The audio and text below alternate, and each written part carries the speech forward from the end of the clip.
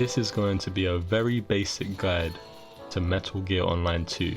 If you're not a new player, please like and subscribe and exit the video. I know if this was my first time playing, I would have a few questions. Why is my guy running in a cardboard box? Why does he have a frog on his head? And why is he invisible? And last but not least, why is he teabagging me? Wait, what does that username? If you're playing using your PC, when you first run the emulator, I would recommend right click the game and boot with custom configuration.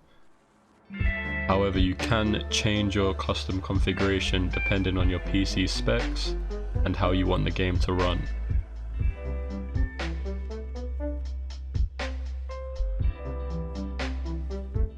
Before you start the game, you can choose what upload speed you play on. Now this is very important, you need to be on 256 or 512.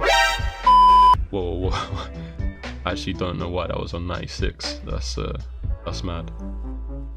Once you've created your character, you can customize your skills. All of your skills are going to be unlocked to master level. Some skills are going to take up more space than others. Even if they're level 3, they still may only take up 1 space. Assault Rifle 2 and Run 2 is the most commonly used, and then you can save a skill preset to use on certain game modes.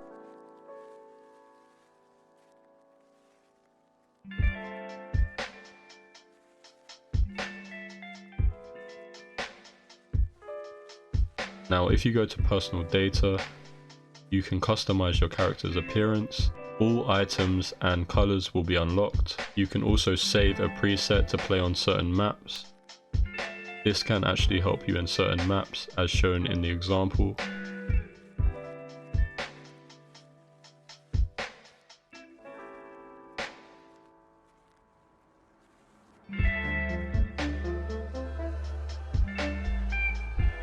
Now, if you go to gameplay options, you can customize your camera speed, your weapon cycle, and your character codec. I also recommend looking for lock-on settings and making sure this is enabled, and I will show you why later in the video.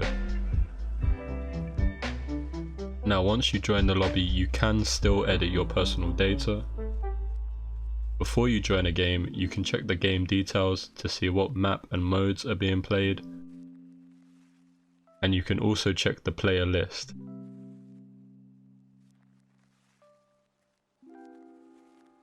At the bottom of the screen, you can see what map and mode is currently being played and the average level. In the briefing, you can check the map, check the rules, you can ask to change team or spectate. You can change your skills, but when the game starts, you won't be able to edit your skills. You can mute voice and text chat. You can add friends and block players, and you can ask to change stage or kick players. If someone makes a vote, you can vote yes or no by using a D-pad. Hold R2 to cycle through your weapons. Hold L2 to cycle through your items. The easiest way to cycle is by tapping R2 or L2. You will move faster holding your grenade or your equipment. Press X to crouch and hold X to prone. Hold triangle to lay down. Press X to roll. Hold X to roll into prone. L1 to aim, R1 to shoot. Press the left analog to swap shoulders. Press triangle to ADS. When you ADS, you can peek left and right using the D-pad. If someone is close range, you can press square to enable your lock-on settings.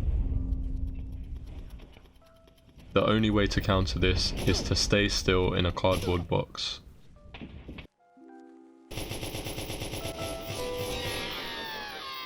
When you're aiming, you can roll by using the left analog and the X button.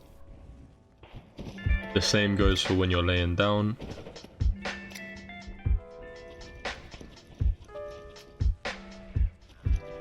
When you're running, using a cardboard box is the quickest way to crouch. You can also crouch by changing your player's direction, it's just a little bit more difficult. Okay, so I'm not too bothered about this. When you're playing capture, if there's a target in both goals at the same time, the timer will reset itself. So if your team are winning on seconds, try your best to not reset the target. Okay, so when you're playing race, your team may ask you to reset the target. You can do this by selecting it in your items and pressing circle. In this example, the reason being is because your team can be spawn trapped from underground and overground, so if your team asks you to reset the target, it's probably for a valid reason.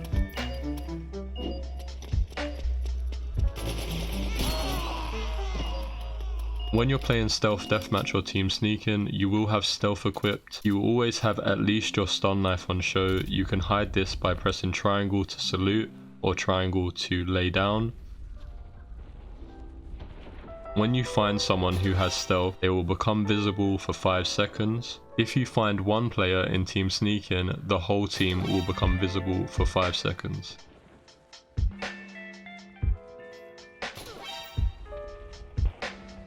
And finally, the last thing I forgot to mention, you can press select to talk to everybody in the game or to talk to your team.